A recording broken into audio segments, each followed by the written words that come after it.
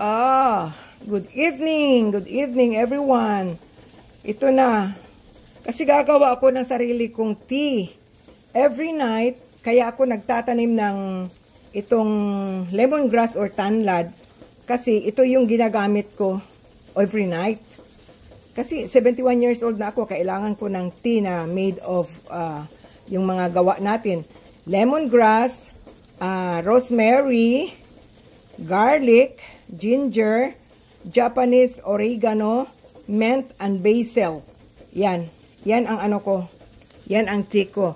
Mga siguro, another 5 minutes. Kasi, yung tubig, yung talagang tinatawag natin na espiso. Yung pure talaga na lalabas yung ano niya. Kaya, intayin natin.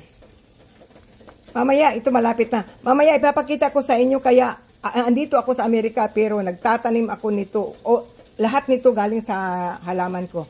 Nagtatanim ako ng tanlad or lemongrass. Papakita ko sa inyo sa labas yung tanlad ko. Ito na.